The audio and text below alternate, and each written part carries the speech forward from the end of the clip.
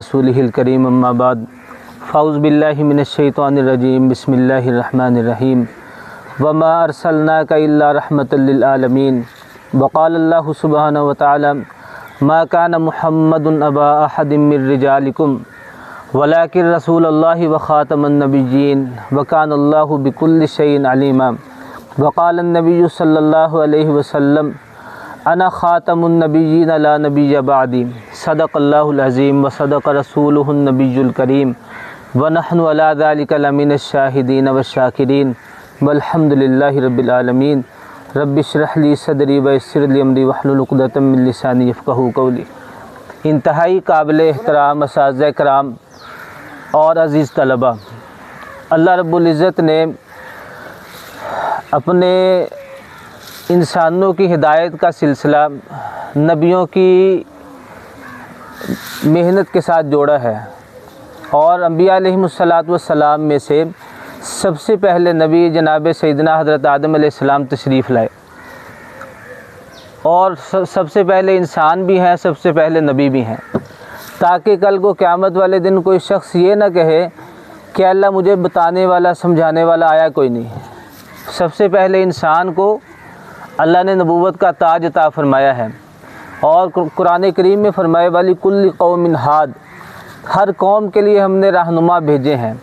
وَإِن مِّنْ أُمَّةٍ إِلَّا خَلَا فِيهَا نَذِيرٌ، ایک جگہ پہ فرمایا کہ کوئی بھی ایسی امت، کوئی ایسا گروہ، کوئی ایسی قوم نہیں گزری کہ جس کے اندر کوئی ڈرانے والا نہ آیا ہو، کوئی سمجھانے والا، کوئی بتانے والا نہ آیا ہو۔ تو چنانچہ ہمارے نبی مکرم محترم اور سرور کائنات اور دو جہاں کے بادشاہ حضور اکرم صلی اللہ علیہ وآلہ وسلم آخری نبی بن کے دنیا میں تشریف لائے، اور آپ صلی اللہ علیہ وآلہ وسلم کا آنا اس کائنات کے لیے باعث رحمت تھا۔ چنانچہ جب حضور علیہ السلام کی پیدائش ہوئی تو اللہ رب العزت نے ایک سال روئے زمین پہ سب کو بیٹے عطا کیے، اور سمندر کی مچھلیوں نے دوسرے سمندر کی مچھلیوں کو مبارکباد بھی پیش کی کہ آج وہ ہستی تشریف لے آئے ہیں کہ جن کے وسیلے سے اللہ رب العزت آگے ہدایت قیامت تک چلائیں گے، اور آتش کدوں کے اندر سالوں کی آگ جلنے والی بجھ گئی۔ یہ آپ علیہ السلام کی پیدائش تھی، اور حضرت آمنہ رضی اللہ تعالیٰ عنہ فرماتی ہیں کہ جب حضور اکرم صلی اللہ علیہ وآلہ وسلم پیدا ہوئے تو آپ صلی اللہ علیہ وسلم کچھ دیر کے لیے میرے ہاتھوں میں نہیں تھے، تو غیب سے آواز آئی کہ اس بچے کو مشرق پھیراؤ، مغرب پھیراؤ، شمال و جنوب ساری دنیا کا چکر لگاؤ، اس کو دکھاؤ۔ اور اس کے بعد فرماتی ہیں کہ وہ جب میرے ہاتھوں کے اندر تشریف لائے تو کمرے کے اندر ایسے نور ہی نور تھا، نورانیت ہی نورانیت تھی، اور آپ صلی اللہ علیہ وسلم کی پیدائش بالکل صاف ستھرے ہو کے پیدا ہوئے۔ عام بچوں کی طرح آپ علیہ السلام کی پیدائش نہیں ہے، اور اللہ کے نبی علیہ السلام نے ایک ہاتھ نیچے رکھا اور دوسرے ہاتھ سے یوں کر کے اشارہ آسمان کی طرف کیا، انگلی کا اشارہ آسمان کی طرف، ایسے ہاتھ اٹھایا، تو یہ اللہ کے نبی علیہ السلام کی پیدائش تھی۔ اور اس کے بعد آپ صلی اللہ علیہ وسلم کی کرامات اور آپ علیہ السلام کے جو معجزات تھے، معجزہ کہتے ہیں کہ ایسی بات، خلاف عادت بات جو نبی کے ہاتھوں سے اللہ ظاہر فرماتے ہیں، اسے معجزہ کہا جاتا ہے۔ تو حضور اکرم صلی اللہ علیہ وسلم کے معجزات بچپن سے ہی شروع ہو چکے تھے۔ اعلان نبوت تو آپ نے 40 سال کی عمر میں فرمایا، لیکن آپ کے معجزات جو تھے وہ بچپن سے ہی ظاہر ہونا شروع ہو گئے۔ لوگوں نے محسوس کیا، جب آپ بکریاں چرانے جاتے حلیمہ سعدیہ رضی اللہ تعالیٰ عنہ کی، تو آپ علیہ السلام کی بکریاں جن کو لے کے جاتے وہ پیٹ بھر کے آتی ہیں، اور باقی بکریاں جو نا خالی پیٹ بھی آ جایا کرتی تھیں۔ اور حلیمہ سعدیہ رضی اللہ تعالیٰ عنہ نے جب سے آپ کو گود میں لیا ہے تو انہوں نے آپ کی برکات کو دیکھا، محسوس کیا کہ کیسے بابرکت نبی، کیسے مبارک نبی ہیں، کہ آپ علیہ السلام کو جب لے کر آ رہی تھیں تو جاتے ہوئے آپ کی جو ہے نا سواری سب سے پیچھے تھی، اور واپسی پہ آتے ہوئے سواری سب سے آگے تھی۔ قافلے والوں نے کہا کہ حلیمہ سعدیہ کیا معاملہ ہے، کیا سواری بدل گئی کہ سوار بدل گیا ہے؟ فرمانے لگے سواری تو وہی ہے، لیکن جس بچے کو میں لے کے آئی ہوں اس کی برکات آ رہی ہیں، سوار اللہ نے عطا فرما دیا۔ اور آپ صلی اللہ علیہ وسلم نے پھر ایسے ہی بچپن کا زمانہ گزرا، پھر بڑے ہوئے، اور پھر آپ علیہ السلام کا ظہور ہونا شروع ہوا، اور اللہ کے نبی صلی اللہ علیہ وسلم نے جب اعلان نبوت فرمایا ہے تو آپ علیہ السلام کی زوجہ محترمہ خدیجہ رضی اللہ تعالیٰ عنہ آپ کو ورقہ بن نوفل کے پاس لے گئیں، جا کے ان سے بات کی کہ ایسے سارا واقعہ سنایا، وہ جو پہلی وحی کا واقعہ تھا، اقرأ بسم ربک الذی خلق خلق الانسان من علق، یہ سارا واقعہ سنایا۔ انہوں نے فرمایا کہ یہ محسوس ہوتا ہے کہ وہی فرشتہ جو نبیوں کے پاس آیا کرتا تھا وہ ان کے پاس آیا ہے، جبرائیل علیہ السلام۔ تو اس انداز سے میرے اور آپ کے آقا جناب سیدنا حضور اکرم صلی اللہ علیہ وسلم کے سیرت کے واقعات اتنے زیادہ ہیں کہ اگر ان کو بیان کیا جائے، ان کی وضاحت کی جائے تو چاہے کئی دن لگ سکتے ہیں۔ ہمارے لیے اس میں سبق یہ ہے کہ حضور علیہ السلام ہمارے لیے رحمت بن کے آئے ہیں، وَمَا أَرْسَلْنَاكَ إِلَّا رَحْمَةً لِّلْعَالَمِينَ، اور آپ علیہ السلام کے نقش قدم پہ چلیں گے تو اس رحمتوں کا ظہور ہمارے پاس بھی آ جائے گا، اللہ ہمیں نصیب فرمائیں گے۔ نقش قدم نبی کے ہیں جنت کے راستے، خدا سے ملاتے ہیں سنت کے راستے، تو آپ علیہ السلام کی سنت پہ چلنا یہ اصل اللہ کے نبی علیہ السلام سے محبت کا ایک ذریعہ ہے، محبت کی علامت ہے۔ قرآن میں آتا ہے قُلْ إِن كُنتُمْ تُحِبُّونَ اللَّهَ فَاتَّبِعُونِی، اے نبی آپ فرما دیجئے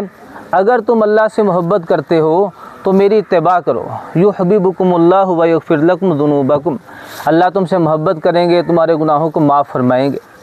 تو اس لیے اگر کوئی چاہتا ہے کہ میں حضور صلی اللہ علیہ وسلم کی محبت اور آپ صلی اللہ علیہ وسلم کی شفقت اور آپ کی عنایات سے مستفید ہو سکوں تو اس کو چاہیے کہ حضور علیہ السلام کی اتباع کرے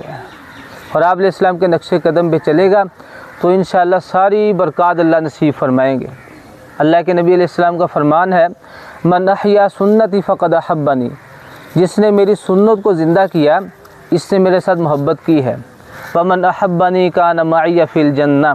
اور جس نے میرے ساتھ محبت کی گویا کہ جنت میں میرے ساتھ ہوگا۔ تو ہم چاہتے ہیں کہ حضور کا ساتھ نصیب ہو، تو اس کے لیے محترم دوستو عزیزو چاہیے کہ ہم اللہ کے نبی علیہ السلام کے نقش قدم پہ چلنے کی کوشش کریں، سر کے بالوں سے لے کر پاؤں کے ناخن تک ہمارا سارا بدن محسوس ہو کہ محمدی ہے، اور محمدی جو ہیں ان کے لیے بڑے اعزازات ہیں۔ ایک بڑا خوبصورت واقعہ لکھا ہے بایزید بسطامی رحمۃ اللہ علیہ کا تاریخ کی کتابوں میں، کہیں جا رہے تھے تو عیسائیوں کا ایک پادری تقریر کر رہا تھا، جب داخل ہوئے اس مجمع کے اندر تو اس کی زبان بند ہو گئی۔ لوگوں نے کہا کہ بولتے نہیں، انہوں نے کہا کہ داخل فینا محمدی، ہمارے اندر کوئی محمدی آ گیا ہے، زبان بند ہو گئی۔ انہوں نے کہا جو محمدی ہے وہ آگے آ جائے، یہ بیٹھے رہے، جب کچھ دیر اعلان ہوتا رہا تو وہ تشریف لے آگے اسٹیج پہ آگے، اور اس نے کہا کہ میں چند سوال کروں گا آپ جواب دیں گے؟ فرمایا پوچھو۔ انہوں نے کہا ایک اکیلا وہ کون ہے جس کا دوسرا نہیں ہے؟ انہوں نے کہا اللہ ایک ہے دوسرا نہیں ہے۔ اللہ نے فرمایا کہ اگر کوئی اور الہ ہوتا تو زمین آسمان کا نظام برباد ہو جاتا، ایک ہی الہ ہے۔ اس نے کہا وہ دو کون سے جن کا تیسرا نہیں ہے؟ انہوں نے کہا اللہ اور اللہ کے رسول ہیں، اور تیسرا ان میں کوئی شریک نہیں ہے۔ اسی طرح چلتے رہے، وہ تین کون ہے جن کا چوتھا نہیں ہے؟ اور پھر پوچھا کہ وہ کون سی چیز ہے کہ جو بے جان ہے لیکن سانس لیتی ہے،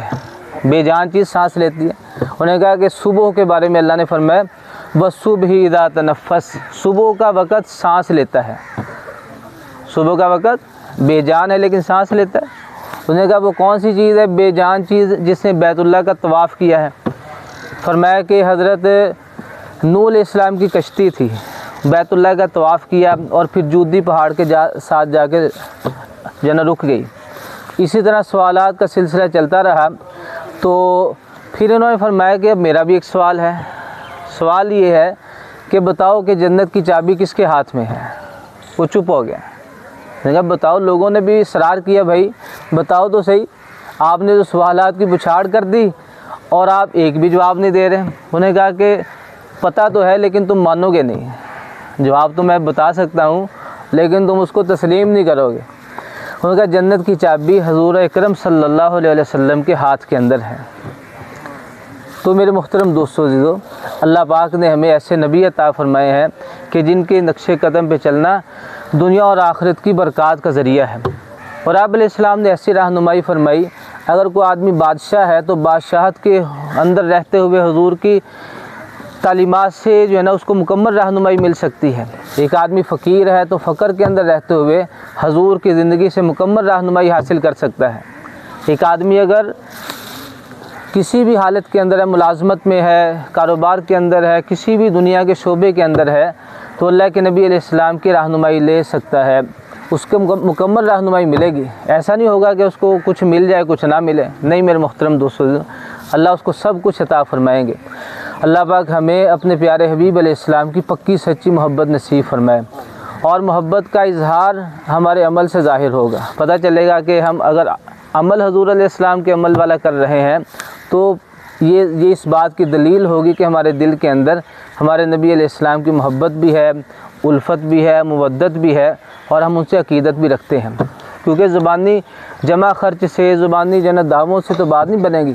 قیامت والے دن اندر کی باتیں باہر آئیں گی۔ وَحُصِّلَ مَا فِي الصُّدُورِ، اللہ نے فرمایا کہ اندر کا جو ہے نا سارا مواد وہ باہر آ جائے گا جو سینوں کے اندر ہے۔ اس لیے اللہ جل شانہ سے دعا ہے کہ اللہ پاک مجھے، آپ کو، ہم سب کو حضور علیہ السلام کی تعلیمات سے فائدہ اٹھانے کی توفیق نصیب فرمائے، اور آپ کے نقش قدم پہ چلنے کی توفیق نصیب فرمائے، اور آپ کی پکی سچی محبت، مودت، الفت نصیب فرمائے۔ وما علینا الا البلاغ۔ الحمدللہ رب العالمین، ولا